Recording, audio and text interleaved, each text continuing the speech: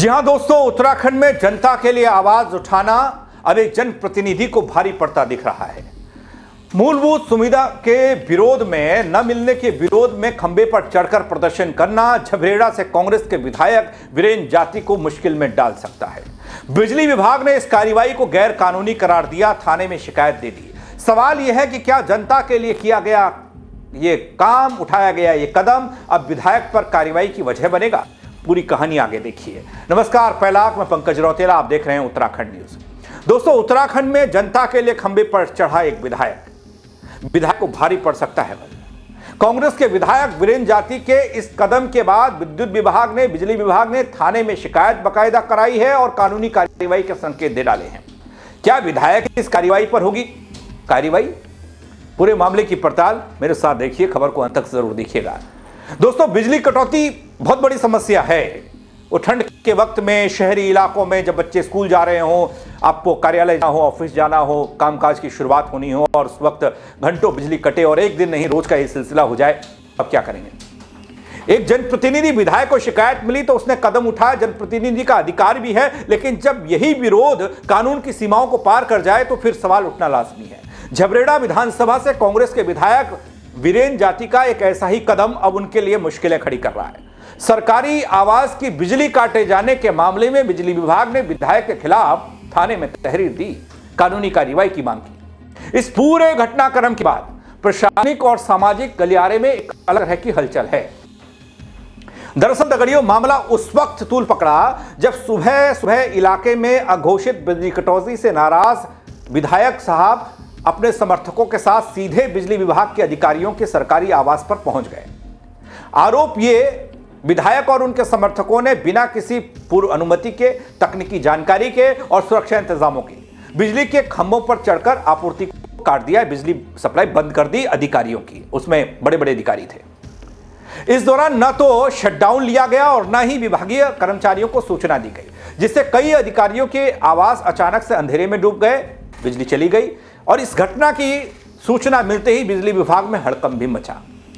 अधीक्षण अभियंता कार्यालय में तत्काल अधिकारियों की एक आपात बैठक बुलाई गई।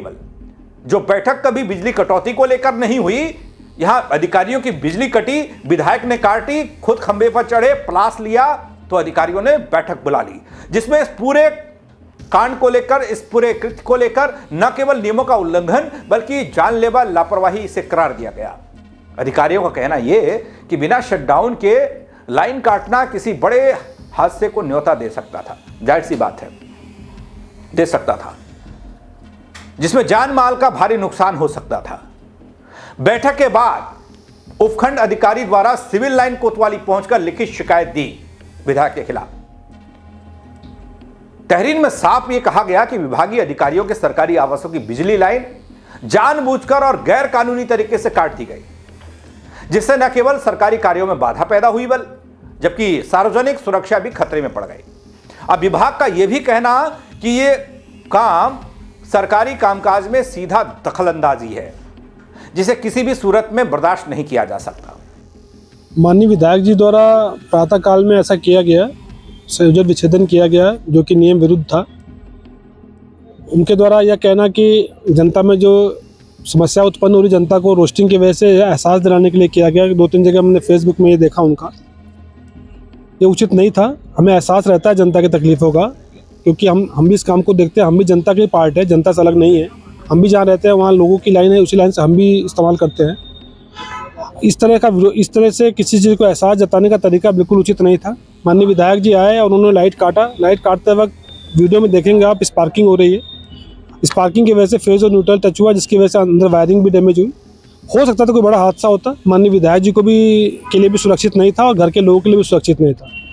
माननीय विधायक जी कई जगह पे पोल पे चढ़े, वो भी सुरक्षा की दृष्टि से उचित नहीं लगा, था भी नहीं। और इस तरह से किसी भी बिजली विभाग की लाइन को किसी भी व्यक्ति द्वारा लाइन को इस तरह से कार्रवाई करना, टच करना, उस पर काम करना, ये गैर वैधानिक नहीं है और यह स्वीकार्य भी नहीं है। आप पिछले 2 महीने मेरे ऑफिस में पता करें, एक भी धरना प्रदर्शन नहीं हुआ। आप देख सकते हैं, अगर मेरे ऑफिस में धरना प्रदर्शन हुआ होता, ऑफिस में आप कुछ कहते हैं, कोई समस्या थी, ऑफिस उसके लिए होता है। हम ये नहीं कहते हम समस्याओं को पूरी तरह से ठीक कर चुके हैं, समस्या विद्यमान रहेंगी सिस्टम में, हम उसको ठीक करेंगे, दोबारा आएंगे।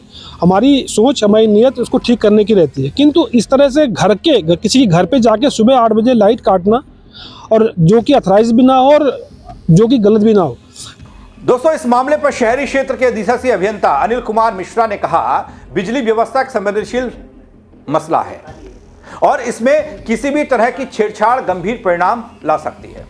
उन्होंने साफ किया कि बिना शटडाउन लाइन काटना न सिर्फ नियमों के खिलाफ है, बल्कि इससे बिजली कर्मचारी और आम नागरिकों की, आम जनता की जान को खतरा भी हो सकता है। विभाग ने मजबूरी में कानूनी रास्ता अपनाया है। वहीं ग्रामीण क्षेत्र के अधिशासी अभियंता विनोद पांडे कहते हैं कि विरोध का अधिकार सभी को है, लेकिन कानून हाथ में लेने की इजाजत किसी को नहीं है, चाहे वो जनप्रतिनिधि ही क्यों ना हो। उन्होंने कहा कि विभाग ने मामले से जुड़े सभी तथ्य पुलिस को सौंप दिए हैं और अब जांच के बाद ही आगे की कार्रवाई तय होगी। पद भी है इससे। अभी विनोद पांडे जी एसआईसी पंचायत ग्रामीण ने इस बारे में आपको ब्रीफ भी कर दिया है। क्योंकि मैं यहाँ का सिटिंग एक्सीएन हूँ, अर्बन का, शहरी क्षेत्र का, तो मेरे पास इनकी शिकायत भी आई कि साहब ये मेरे घर के कनेक्शन काटा गया है, उचित नहीं है, कृपया आप आवश्यक कार्रवाई करें। तो मैं तो बड़ा शॉक्ड भी था कि मुझे पता होने पर, जब उनकी चिट्ठी भी मिली, फिर मुझे पता चला कि मेरे आवास के पहले पावर ट्रांसमिशन के चीफ इंजीनियर रहते हैं, संभवतः गफलत में उनकी भी लाइट इन्होंने जाके वहाँ पे काट दी चीफ इंजीनियर के नाम से, जबकि उनका यूपीसीएल से कोई लेना देना नहीं है।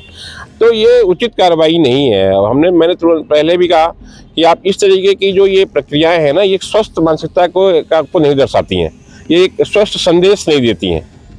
अगर कोई, जैसे मैं आपको बताऊं कि हमारे जो भी रोस्टिंग के या रात के समय या सुबह के समय जो भी रोस्टिंग के आदेश आते हैं, इसमें स्थानीय स्तर के अधिकारियों का रोल नहीं है बिल्कुल भी।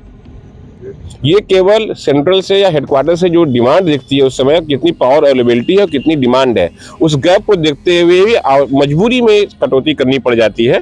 तो इसके लिए आप स्थानीय अधिकारियों के ऊपर इस कार्रवाई करें, उनके घर में कनेक्शन काट दे या उनके घर वालों को बेसिकली एक तरीके से प्रताड़ना कर दे। फिर दूसरी बात, आप सेफ्टी उपकरण भी नहीं काम कर रहे हैं, आप प्लास से कर रहे हैं, स्पार्किंग हो रही है, आप माननीय जनप्रतिनिधि हैं, हमें भी आपकी सुरक्षा का ख्याल है।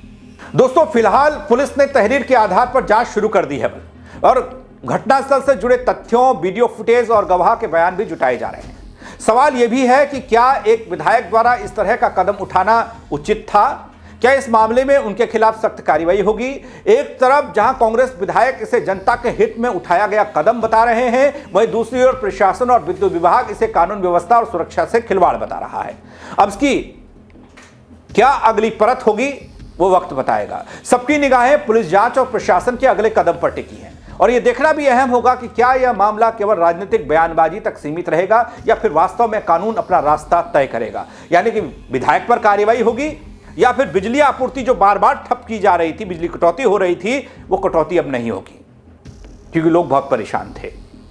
इस तरह के कदम को लेकर आप क्या कहेंगे, आप कमेंट के जरिए बताइएगा। दोस्तों, खबर को शेयर करिएगा। मेरे साथ जुड़ने के लिए आप सबका बहुत शुक्रिया। जय उत्तराखंड।